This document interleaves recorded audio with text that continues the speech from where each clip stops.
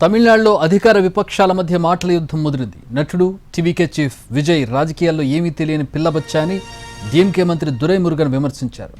అవినీతి పరులైన నేతలను రక్షించడానికి స్టాలిన్ బీజేపీ మధ్య రహస్య పొత్తు ఉందంటూ ఎదురుదాడికి దిగారు విజయ్ పార్టీ నేతలు. ఢిల్లీలో నీతి ఆయోగ్ సమావేశానికి సీఎం స్టాలిన్ హాజరు కావడం మోడీ ప్రాపకం కోసం పాకులాడుతున్నారని విజయ్ తప్పుపట్టారు. కుటుంబ స్వార్థం కోసం బీజేపీని డీఎంకే ఆశ్రయించిందని టీవీకే అధ్యక్షుడు విజయ్ ఆరోపించారు. టాస్మాక్ అవినీతి వ్యవహారంలో ఈడీ సోదాల భయంతో నీతి ఆయోగ్ సమావేశాన్ని సాకుగా చూపిస్తూ స్టాలిన్ ఢిల్లీ వెళ్లారని, ప్రధానిని వ్యక్తిగతంగా కలిశారని విమర్శించారు.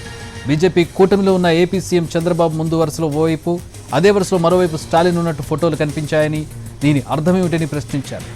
ఒకరు పారదర్శక కూటమి అయితే మరొకరు పరోక్ష కూటమి అన్నారు.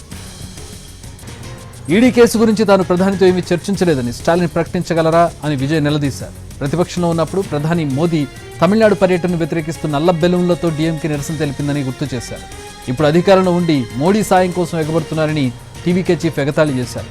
అధికార పార్టీ నేతలు మోసపూరిత నాటకం ఆడుతున్నారని ఆరోపించారు.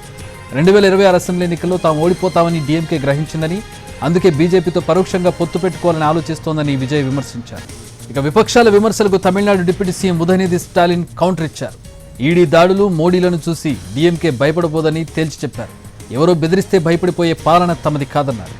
తాము ఏ తప్పు చేయలేదని, భయపడాల్సిన అవసరం లేదని అన్నారు ఉదయనిధి స్టాలిన్. తమపై పెట్టే కేసులను చట్టపరంగానే ఎదుర్కొంటామన్నారు. రాష్ట్ర ప్రజల హక్కుల కోసం డీఎంకే పోరాటం కొనసాగిస్తుందన్నారు.